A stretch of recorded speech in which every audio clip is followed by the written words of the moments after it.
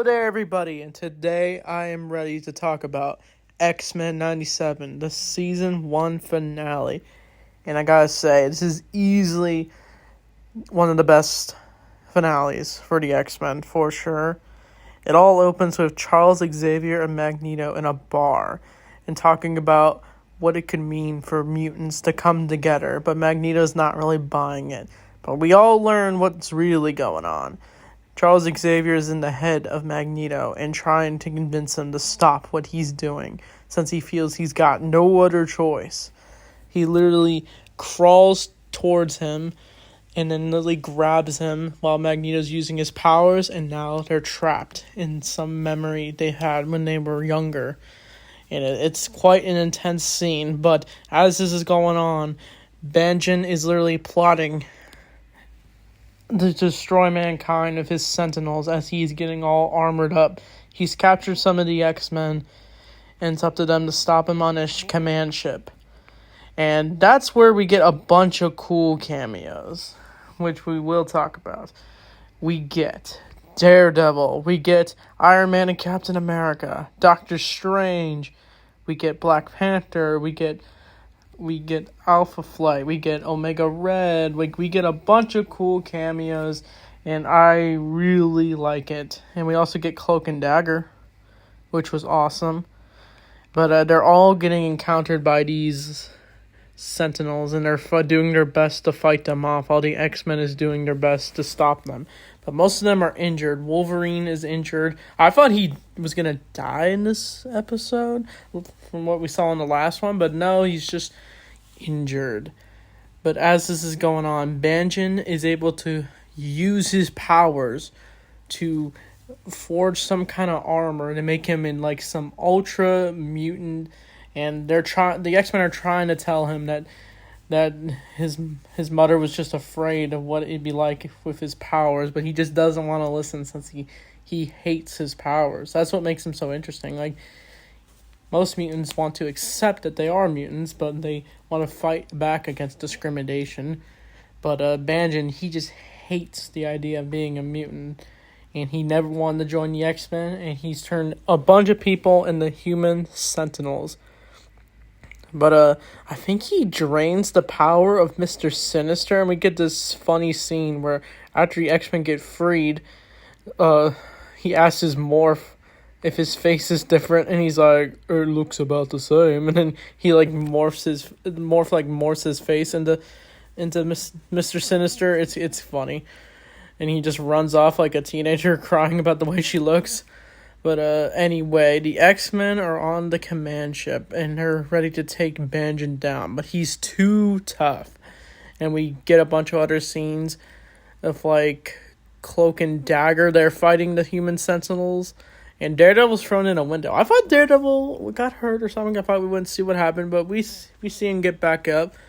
But we also see like Cap and Iron Man plotting what they're gonna do next to help the world. But it's just like things are not working out, as literally the power's going out, and we also see Black Panther. But here's a confusing thing: it's not T'Challa. They say it's T'Chaka, Black Panther's father.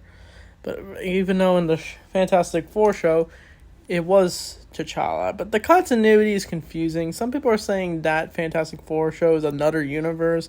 I don't know. I always viewed it as the same universe. Even literally morphs into Mr. Fantastic. And, I don't know. There's this new rule where they don't want to use T'Challa in Marvel. It's weird. It's just like, I don't see why they can't use T'Challa. Even Chadwick Boseman, before he passed away, I think he would have wanted to be recasted.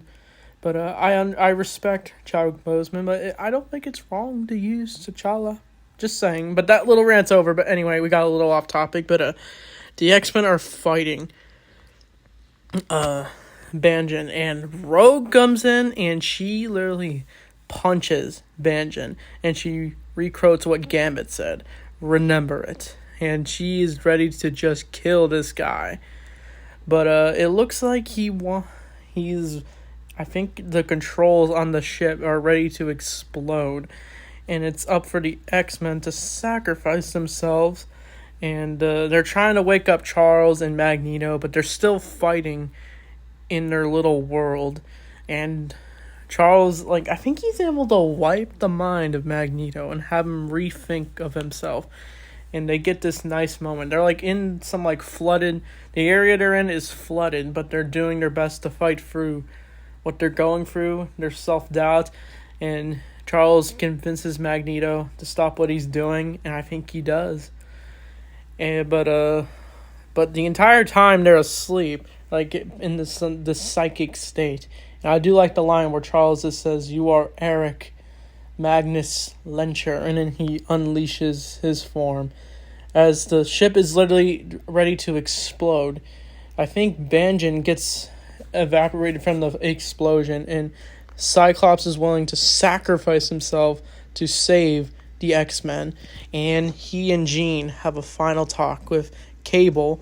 They tell him that they love him, and Jean uses her powers to wipe the laser beams in their psychic version of themselves, and they're able to just look at them face on. And they say their goodbye, and the ship is about to go down. But we also get a cameo. Here's the big spoiler. We see the return of Mary Jane and Peter Parker together. It looks like Peter has finally found MJ. We've been waiting for years since Spider-Man 96 ended on a cliffhanger, and we never knew what happened. But we also saw Flash Thompson. No one ever notices that. But it's so nice that they're finally together. And some people want Spider-Man 98. I do too. I would really want Spider-Man to come back. I don't know why I said 96. I think the show came out in 93. I'd have to look it up, but like, it is so awesome that we finally get answers. Like, this has been a great time for Spider-Man fans. We saw the return of Spectacular Spider-Man and Spider-Verse, 90s Spider-Man in this show, even Spider-Man Unlimited in Spider-Verse. So this felt awesome. I'd love to talk about the 90s Spider-Man show one day, but Magneto is woken up, and he has used his powers to stop what is happening as the X-Men almost make their big sacrifice. But I think Jubilee and Sunspot, who were also fighting Banjan, they literally earlier, but they end up falling out of the ship they're in, and they witness the command ship fall and vanish into thin air. It's even on the news as Magneto used his powers. It kind of reminds me of like in Justice League, where the Justice League were sent to that comic that looks like a parody of the Justice Society. It reminds me of that, but it's completely different as the X-Men are in a different timeline, and they're scattered throughout time. Some of our characters are in something AD, if that's where they meet what looks like to be a future apocalypse. And Cyclops and Jean are in the future where they meet Cable, who's younger. And it looks like our X-Men are scattered throughout time. And I wonder where Wolverine is, as we don't know. So I assume he's in this timeline with them. But it looks like Cable and I think it's Bishop who has come back. He's now, there's only a few X-Men left. We also see pictures of like other X-Men. We see like Shadowcat, Katie Pryde. I hope we see Katie Pryde. Colossus, Iceman, Havoc, a bunch of other characters. And they're basically Bishop and Forge are going to come together to find out where all the X-Men went, as they're now labeled as missing, presumed dead, as it's been 6 months. But that's basically the setup for season 2, and we also see Apocalypse in the present, where he picks up a card on Genosha. So it could be a hint. Some people are saying it could be the resurrection of Gambit, but I don't know if we really want Gambit to come back. I love Gambit, but his sacrifice was so good that I don't even know if they can.